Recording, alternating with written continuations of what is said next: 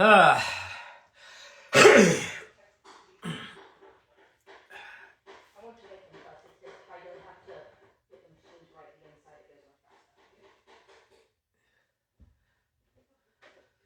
Ahoy, Matt.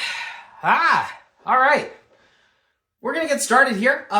First things first, we're starting to get the system down, how we're going to do these. We'll start posting the recordings of these on YouTube, which is great, and some highlights here on the Instagram channel so that if you miss it or you have to drop out, not a problem.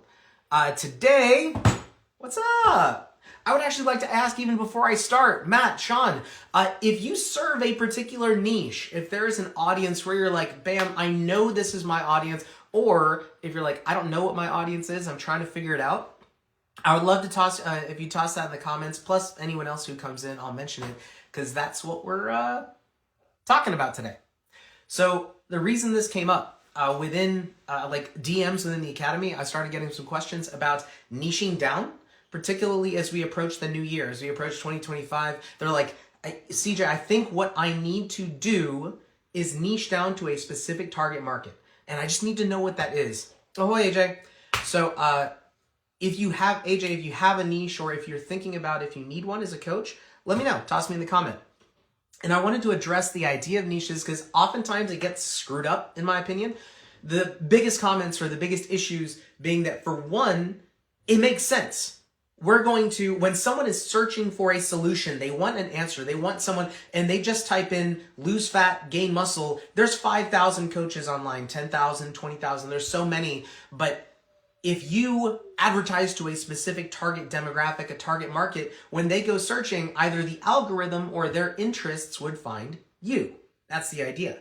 But in general, it tends to go sideways one of two ways, and I find niching screws up when, one, it's arbitrary. So you end up getting this kind of Mad Lib, like, I help X serve Y by Z. I help busy 30 to 40-year-old male entrepreneurs get their college body back without cutting into their spare time. You know, something like that. It just turns into this Mad Lib where people are like trying to think what would sound good, what would sound like a great market. It's not actually tied into something that the coach cares about. And then the second part becomes it's just about the marketing copy. So I call this pink hammer coaching. I don't know if you've ever seen it. If you type in unnecessarily gendered products on Google, you'll find things like hammers with pink handles and earplugs that are pink and marketed like women's earplugs or princess earplugs. They're the exact same product. It's just in the marketing copy. And it's cringe as coaches. People see through it in an instant. So when people start asking, do I need a niche, or how do I know if I need a niche? I ask a couple of specific questions because, to be honest, not everyone needs one. A lot of people actually don't need a demographic at all. Oh, hey, Antoine. Antoine, if you have a niche, or if you're thinking like, I don't know what my niche should be as a coach or the people that I work with, feel free to shoot it in comment.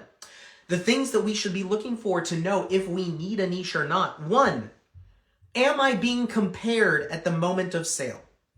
So there's an interesting study. I loved it on, I think it's on either Tinder or Match.com, where they put up two pictures, like two women, and then they created profiles for them, and they did tests on them to see who engaged with it. And one was like conventionally moderately attractive, and the other one was, from POCA studies, considered either very attractive to some or very unattractive to others.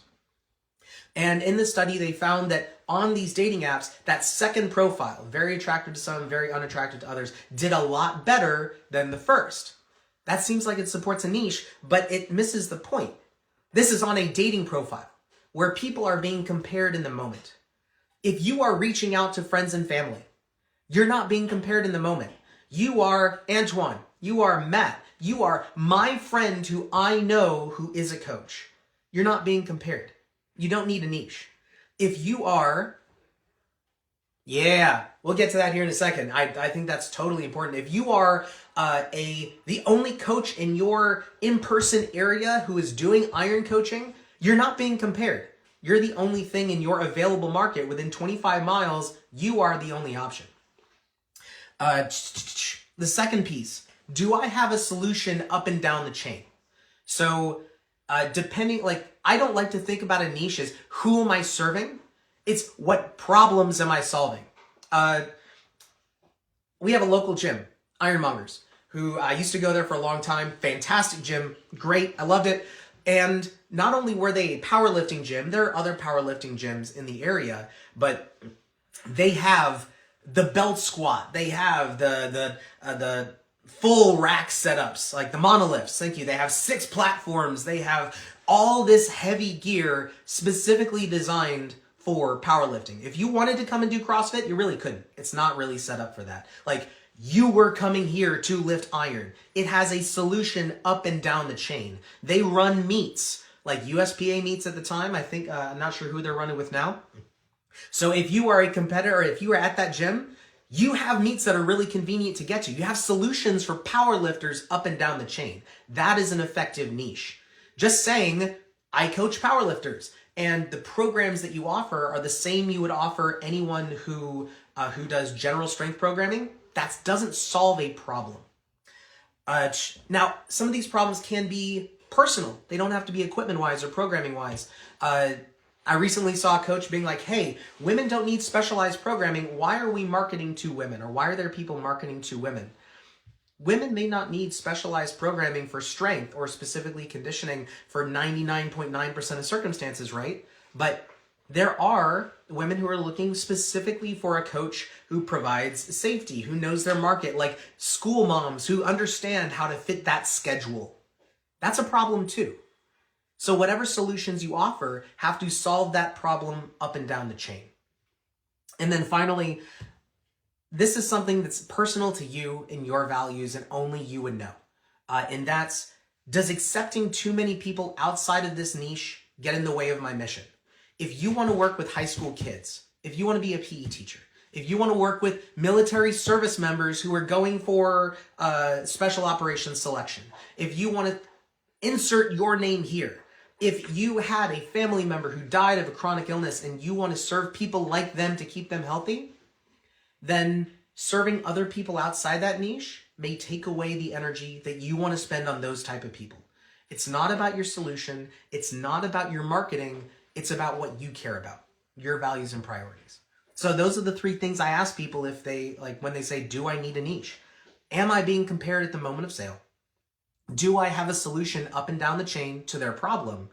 And do I care so much about a specific audience that I don't want to serve anyone outside of that audience? So a lot of novice coaches just starting do not need a niche.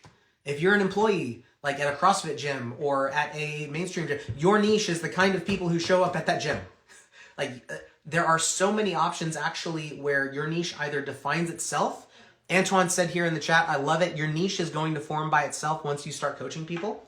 Yeah, your niche often finds you, or vice versa. Your mission finds you. And then as you serve those people and get better at serving those people, you start to solve their problem better. You start to get equipment. You start to get specialized training. You start to learn their schedules and what their real needs are until you become differentiated, not you differentiate yourself.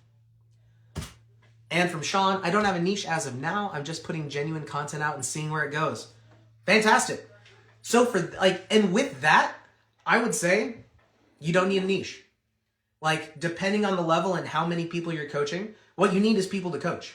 But at the moment, I can't remember who said it. They're like, fly your freak flag. Like, if you fly, when it comes to putting out content, when it comes to making community with people in real time, like in person, and letting them know that you're a coach, a lot of it is just about learning my own voice, my own specialty. What is it that I do? Where is it that I can excel? And where is a need among the people that I already care about? So people are like, I don't even want to put out content if I don't have a niche yet. I don't know my avatar. Part of it is letting the avatar know who you are. Letting the people out there find out what you care about and what you are all about. And by letting your personality shine in what it is that you do, they come to know you more. Great comment on that one, Sean. Anyone else, if you have a thought on like, this is my niche, I feel pretty confident, or I don't know what my niche should be really as a coach, or if I even need one, I would love those. Otherwise, this has been great. I mentioned earlier, while you're thinking, typing that through, I mentioned earlier that hopefully soon we should be getting these as recordings in YouTube, which is great. And then in like highlights here on this Instagram channel. So I'm figuring out the systems here. From Matt, I find a varied client base also helps coaching development. Different people, different challenges. Yeah! So it's funny. With novices in particular, you don't really know your niche, and you won't find it if you only work with people you've already pre-decided. I think one of my favorite stories on this one, Eric Cracy. So I was listening to a podcast he was giving where he was kind of telling his story. How initially he was a personal trainer.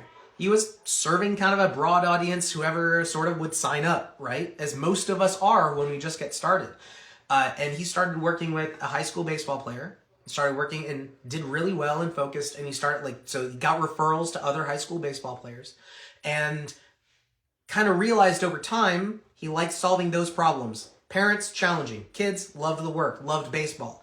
Next thing you know, he is one of the biggest recognized names in strength and conditioning for baseball. Like, that took years and years. He would never have known that if he hadn't kept a varied client base in the beginning and kept his ears out, kept that opportunity. From Antoine, I've seen too many coaches try to box themselves in and not realize they chose wrong. You chose poorly. Yeah. Yeah, like, it's funny. When I started, that wasn't really a thing. People weren't talking about niching down. When I first entered the fitness community as a user and an interested participant back, in 2007-ish timeframe, like 2006, 2007. And when I professionalized as a coach, as I was getting out of the Navy in 2015, there weren't niching down was starting to become more popular, but it wasn't really being advertised or pushed hard to new coaches like it is today. So you didn't see that as much. You didn't see a lot of coaches making that mistake. But nowadays, yeah, in a lot of coaching forums that I'm a part of, you see a lot of coaches who are like, I did my push, I made my signature program, I tried marketing to, again, that Mad Lib, 30 to 40-year-old women who are independent with 2 kids or, whatever the shtick is, so that they can keep drinking their wine on Sundays. They have their pitch, they have their elevator spiel, their vision statement. And 2 months later, they're like, it didn't get traction at all. And now all of my content is focused on that group. I feel lost. What do I do? Trying not to have a niche is a niche of itself. Yeah, that's an interesting one. Love to hear you're fleshing out on that. I think I see where you're going with that, in the sense that trying to stay general to be able to respond to a broad audience actually requires its own skill set. I know if you're going to be working at a community gym in a lower income neighborhood, for instance, that is a sort of niche of its own. But if you're going to serve anyone who comes to the door, and a lot of different people come to your door, like a YMCA, yeah, that is a pretty broad-based skill set that not everybody has. But I could be misunderstanding on that one. So for that one, a couple of things. Like I said before, but for a couple of people who joined, ahoy Sandy, these should soon be getting up on YouTube and on Instagram as well. Highlights getting up on Instagram, and then the recording on YouTube. That being said, we are coming up soon. We're releasing the Online Coaching Excellence course, which is focused on specifically for online coaches, helping to take the idea of coaching, get off the ground into the flow, and getting into the flow of a routine of service that delivers the value you want to deliver in the amount of time you have to deliver it. So if you're interested, that's barbelllogic.com/academy. You can go there and see the Online Coaching Excellence course. It is not released yet, so you can buy pre-order, which is at a discount right now, and it should release by the end of the year with all of that content plus all of the updates going forward. From Antoine, does the Barbell Logic Academy have its own podcast? I'm actually thinking about that. We're kind of at that end of the year, starting to reflect on values and priorities, like where to put our time. My emphasis right now is on building out content. There's a lot that I want to flesh out for the conditioning course to add in to people who already bought it, but to make it better. Same with the online coaching excellence. There's things I want to change about the principles course. Like that's where my head is at. But I'm working with the team at Barbell Logic to figure out what the best place is. Because there's a lot we want to say. Like there's a lot we see in the greater coaching space where we're like, but not sure the best way to say it yet.